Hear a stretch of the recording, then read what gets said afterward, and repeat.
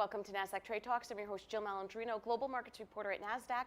Joining me at the market site in Times Square, New York City, we have Dean Tribble. He is the CEO of Agoric, and we also have Zaki Manian. He's the head of research over at Tendermint, and we're going to learn about inter-blockchain communication and how that will usher in a new era of blockchain globalization. It's great to have the both of you with us here. What is IBC to distributed networks?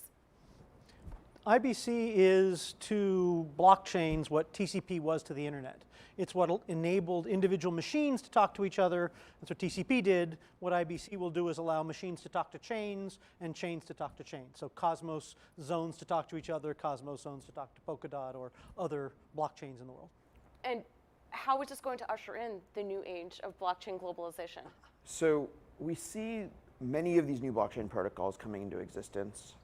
There's been this rapid explosion in new protocols, built on both the platforms that Tendermint makes and others. And we expect that in order to knit all of this into like one growing economy, IBC is the missing piece to sort of enable entrepreneurs, as we've seen, to spin up blockchains that meet the needs of their customers, but also be part of a larger global economy. All right, so help us understand this more. What's an example of a client? What is the client doing with this kind of technology? How is it better for the consumer?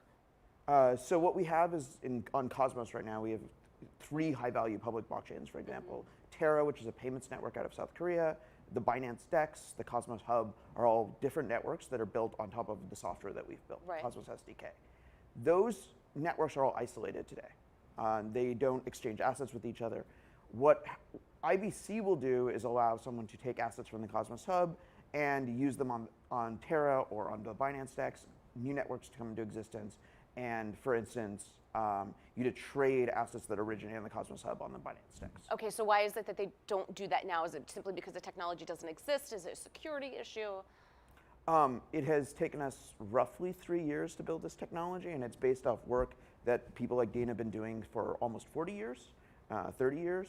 And we'll get to that. Yeah, so it's taken a long time to build all of this stuff, demonstrate the correctness, show that it's secure. It's a really easy thing to sketch out on a napkin and a really hard thing to bring into the world. All right, so let's learn more about you guys and your relationship. Agoric and Tendermint, the collaboration. Why did you choose each other? So I've been working on sort of scalable blockchains for about 5 years. It used to be a hobby, and now it's... You're almost a dinosaur in the blockchain industry. I could die at any moment. Every year in blockchains is like 10 years in real life. So I've been doing this a real long time. And I came across their work on the internet when I was looking for solutions to scalability that didn't involve sharding, which was a thing that like Ethereum 2.0, et cetera, were exploring. I got real frustrated with all of that work, and I was looking for an alternative. And I found their work as a clear, well thought out, mature alternative sharding that only needed to be ported to the world of blockchains. And then years later, I got to meet them, and now we work collaborating together to bring these ideas to life. All right, now Dean, I mean, you've helped to shape the internet as we know it today, which is quite incredible. Does it look like the version you had thought it may look like 30 years ago? Is it better or worse at doing what it's designed to do? So there's a lot of things that are better. I mean, it's gone out, it's touched every part of the way we operate in the world.